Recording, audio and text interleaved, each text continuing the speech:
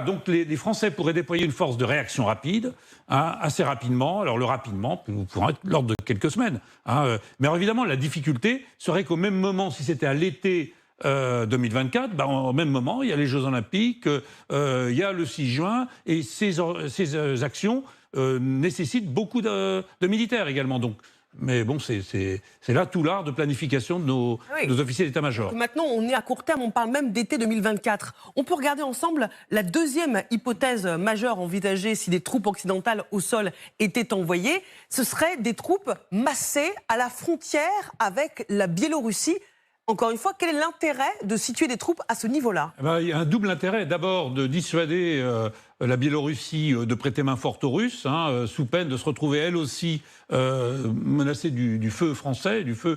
Mais surtout, c'est pour protéger Kiev. Parce que, si vous voulez, et d'ailleurs, je pense que les deux options peuvent être un moment mixte, c'est-à-dire que le long du Dniepr et autour de Kiev, mettre des troupes françaises pour dire aux Russes, n'allez pas plus loin, sinon vous risquez notre feu, hein, y compris notre feu non conventionnel. Donc c'est une possibilité. Et là, si vous voulez, dans ce cas-là, la France joue son rôle au sein de l'Union européenne, et nous sommes dans le cadre du deuxième cercle du général Poirier, hein, dans le cadre de la dissuasion, c'est-à-dire que c'est la participation à la défense européenne.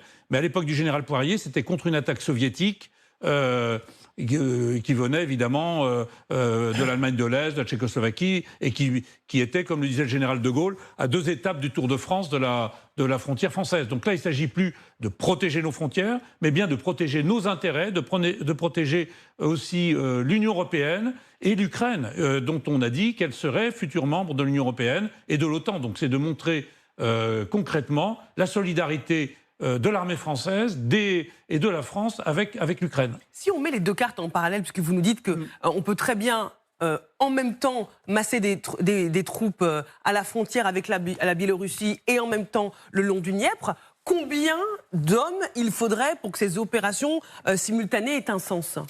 Alors il ne s'agit pas de faire une ligne continue d'hommes, mais de mettre des unités capables de réagir très rapidement, des unités, pourquoi pas de mêlée, de combat et d'appui, pour être en mesure de dissuader les Russes de franchir certaines lignes, russes ou biélorusses.